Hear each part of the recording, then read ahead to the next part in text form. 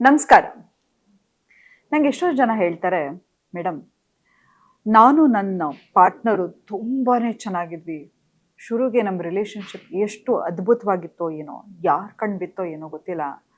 ಇವತ್ತು ನಾನು ಮೆಸೇಜ್ ಮಾಡಿದ್ರೆ ಆ ವ್ಯಕ್ತಿಗೆ ಸಿಕ್ಕಾಪಟ್ಟೆ ಇರಿಟೇಟ್ ಆಗುತ್ತೆ, ಕೋಪ ಬರುತ್ತೆ.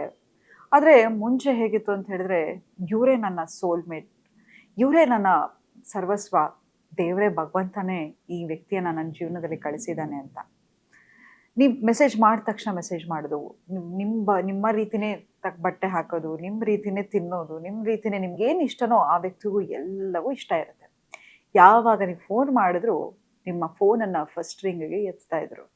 ಆದರೆ ಈಗ ಯಾಕೆ ಈ ವ್ಯಕ್ತಿ ಬದಲಾಗಿದ್ದಾರೆ ಅಂತ ಯಾವತ್ತಾದರೂ ವಂಡರ್ ಮಾಡ್ತಿದ್ರೆ, ಇವತ್ತು ಸೈಕಾಲಜಿಕಲಿ ಯಾಕೆ ಹೀಗಾಗುತ್ತೆ ಅನ್ನೋದನ್ನ ಎಕ್ಸ್ಪ್ಲೈನ್ ಮಾಡೋಕ್ಕೆ ನಾನಿದ್ದೀನಿ.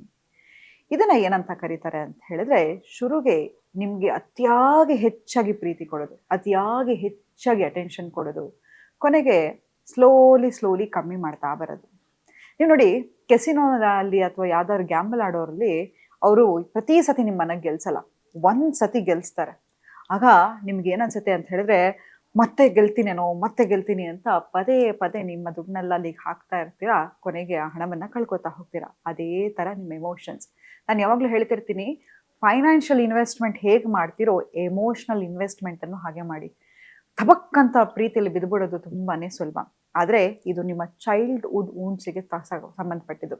ಅತಿಯಾಗಿ ಹೆಚ್ಚಾಗಿ ಪ್ರೀತಿ ಕೊಡೋದು, ಅತಿಯಾಗಿ ಹೆಚ್ಚಾಗಿ ಕಾಳಜಿ ಕೊಡೋದು, ಅವ್ರು ಒಂಚೂರು ಎಫರ್ಟ್ ಹಾಕಿದ್ರೆ ನಿಮ್ಮ ಪಾರ್ಟ್ ಆಫ್ ವರ್ಲ್ಡ್ ಅಲ್ಲ, ನಿಮ್ಮ ಇಡೀ ಪ್ರಪಂಚನೇ ಅವರಂತ ತಿಳ್ಕೊಂಡ್ಬಿಟ್ಟಿರ್ತೀರ.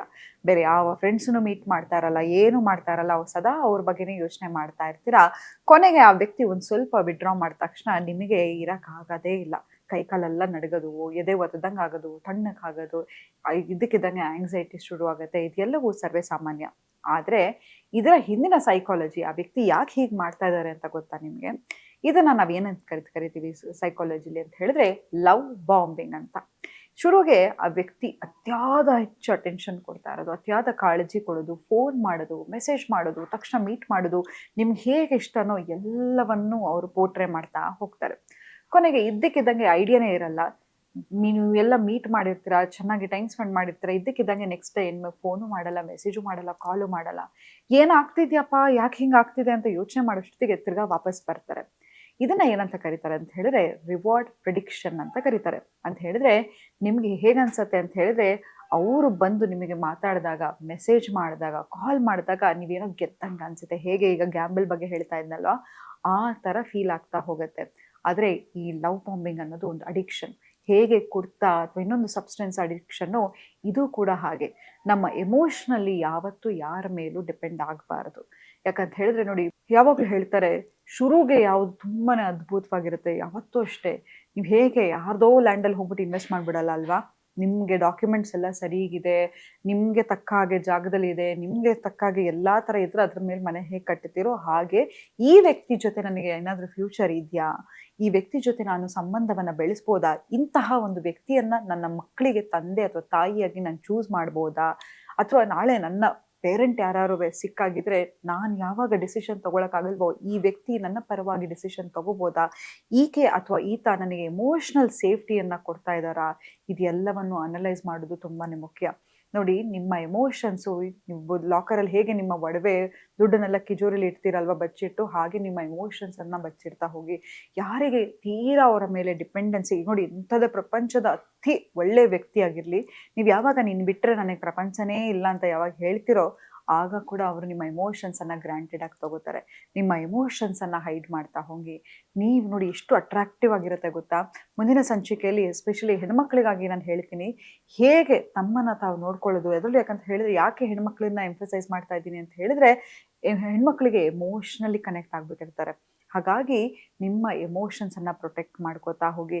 ಯಾರಾದರೂ ಅನ್ಸರ್ಟಿನಿಟಿ ಅಥವಾ ಒಂದ್ಸತಿ ಹೇಗೆ ನಿಮಗೆ ಗೊತ್ತಿರಲ್ಲ, ಪ್ರತಿದಿನ ಅವ್ರ ಜೊತೆ ಇರೋದು ಎಗ್ಶೆಲ್ಸ್ ಮೇಲೆ ನಡೆದಂಗಿರುತ್ತೆ. ಎಸ್ಪೆಷಲಿ ನಾರ್ಸಿಸಿಸ್ಟ್ ಜೊತೆ ಹುಷಾರಾಗಿರಬೇಕು. ಶುರುಗೆ ನೀವು ಹೇಗಿರ್ತಾರೋ ನಿಮ್ಮ ಎಮೋಷನ್ಸನ್ನು ಮಿರರ್ ಮಾಡ್ತಾ ಹೋಗ್ತಾರೆ, ಸಡನ್ಲಿ ವಿಡ್ರಾ ಮಾಡ್ತಾ ಹೋಗ್ತಾರೆ. ಇದೆಲ್ಲವೂ ಕೂಡ ಮೈಂಡ್ ಮ್ಯಾನಿಪುಲೇಷನ್ ಗೇಮ್ಸ್. ಹಾಗಾಗಿ ಯಾವ ಲವ್ ಸೇಫ್ ಅನ್ಸುತ್ತೆ, ನಾನು ಯಾವಾಗಲೂ ಹೇಳ್ತೀನಿ, ನೀವು ಯಾವ್ದಾದ್ರು ವ್ಯಕ್ತಿ ಮೀಟ್ ಮಾಡಿದಾಗ ನಿಮಗೆ ಸಿಕ್ಕಾಪಟ್ಟೆ ಬೋರಿಂಗ್ ಅನಿಸ್ಬೇಕು, ಅದು ನಿಜವಾದ ನಿಜವಾದ relationship. At the end of the day ನೀವೇನು ಕ್ರೇವ್ ಮಾಡ್ತೀರಾ ಹೇಳಿ? ಪೀಸ್, ನೆಮ್ಮದಿ ಅಲ್ವಾ? ನಾವು ಯಾವ ಒಡವೆ ಹಾಕೊಂಡಿರ್ತೀವಿ, ಒಡವೆ ಹಾಕೊಂಡಿದ್ರೆ ಎಷ್ಟೋ ಜನ ಬಿಲಿಯನರ್ಸ್ ಯಾಕೆ ಡಿವೋರ್ಸ್ ಆಗ್ತಾರೆ ಅಲ್ವಾ? ಮನಸ್ಸಿಗೆ ತುಂಬ ಮುಖ್ಯವಾಗಿರೋದು ಏನಪ್ಪ ಅಂತ ಹೇಳಿದ್ರೆ ಸೇಫ್ಟಿ, ಪೀಸ್ ಅಲ್ವಾ? ಆ ವ್ಯಕ್ತಿ ನಿಮ್ಮದು ಅಂತ ನಿಮಗೆ ಕಂಪ್ಲೀಟ್ ಫೀಲ್ ಆಗಬೇಕು, ನೆಮ್ಮದಿ ಅನಿಸ್ಬೇಕು, ಅದು ನಿಜವಾದ ರಿಲೇಶನ್ಶಿಪ್. ಸೊ ಎಲ್ರಿಗೂ ನೀವು ಆ ಎಮೋಷನ್ಸನ್ನು ಕೊಡೋದು ಒಳ್ಳೆಯದಲ್ಲ. ಸೊ ಯಾರಾದರೂ ಹೀಗೆ ನಿಮಗೆ ಲವ್ ಬಾಂಬಿಂಗ್ ಮಾಡ್ತಾ ಇದ್ದರೆ ಅರ್ಥ ಮಾಡ್ಕೊಳ್ಳಿ, ಅದು ನಾಟ್ ಅ ಗುಡ್ ರಿಲೇಶನ್ಶಿಪ್. ಯಾಕಂತ ಹೇಳಿದ್ರೆ ಇದೆಲ್ಲವೂ ಸೈಕಾಲಜಿಕಲ್ ಮ್ಯಾನಿಪುಲೇಷನ್ ಟ್ರಿಕ್ಸ್ ಅಂತ ಹೇಳ್ತಾ ಇವತ್ತಿನ ಸಂಚಿಕೆನ ನಾನು ಮುಕ್ತಾಯಗೊಳಿಸಿದ್ದೀನಿ. ಧನ್ಯವಾದಗಳು.